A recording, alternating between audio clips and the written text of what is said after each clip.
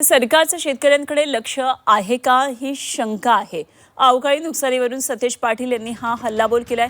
शेतकऱ्यांचं नुकसान सरकार गांभीर्यानं घेत नाही असं सतेज पाटील यांनी आरोप केलाय। राष्ट्रवादी शरदचंद्र पवार पक्षाच्या शशिकांत शिंदेंनी सुद्धा सरकारवर निशाणा साधलाय। अवकाळीचा दणका पुन्हा मराठवाडा असू दे, विदर्भ असू दे, पश्चिम महाराष्ट्रातल्या काही भागात बसलेला आहे। तातडीनं पंचनामे केले पाहिजेत आणि प्राथमिक मदत ही शेतकऱ्यांना मिळाली पाहिजे, ही आमची भूमिका आहे। परंतु सरकारचं शेतकऱ्यांच्याकडे लक्ष आहे का ही शंका या सगळ्या एकूण वातावरणातून या ठिकाणी निर्माण होते। ही नुकसान झालेल्या शेतकऱ्यांच्या संदर्भातली भावना ही सरकारने स्पष्ट करावी। मागच्याच असलेल्या नुकसानीच्या संदर्भामध्ये अद्यापही पीक विमा असो किंवा अनेक अशा प्रकारच्या विषयासंदर्भामध्ये सरकार गांभीर्याने घेत नाही।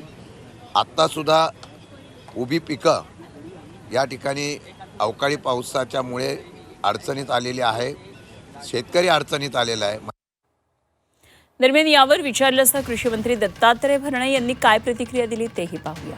पावसाच्या बाबतीमध्ये आपल्याला सगळ्यांना माहिती आहे की या राज्यामध्ये खूप मोठी शेतकऱ्यांना मदत पाठीमागं सुद्धा या राज्याचे मुख्यमंत्री देवेंद्र फडणवीस साहेब असतील, एकनाथजी शिंदे साहेब असतील आणि दिवंगत उपमुख्यमंत्री जो एक शेतकरी एक नेता होता ते अजितदादा पवार साहेब असतील, या सर्वांनी स्वतः बांधावरती जाऊन आमच्या सगळ्या मंत्र्यांनी बांधावरती जाऊन शेतकऱ्यांचं नुकसान पाहिलेलं आहे। शेवटी शेतकरी अडचणी शेतकऱ्यांना कशी मदत होईल, शेतकऱ्यांना कसं सहकार्य होईल ही भूमिका आमच्या सगळ्यांचीच असल्यामुळं ठीक आहे, पाठीमाग काही गोष्टीला उशीर झाला असेल पण जास्तीत जास्त रक्कम देण्याचा प्रयत्न आमचा राहिला आहे। काही गोष्टी चुकीमुळे काय थोडं अडचणीमुळे काय राहिलं असेल पण रक्कम बऱ्यापैकी आमची शेतकऱ्याला त्यावेळेस अतिवृष्टीच्या काळामध्ये ह्या राज्याने मदत केलेली आहे।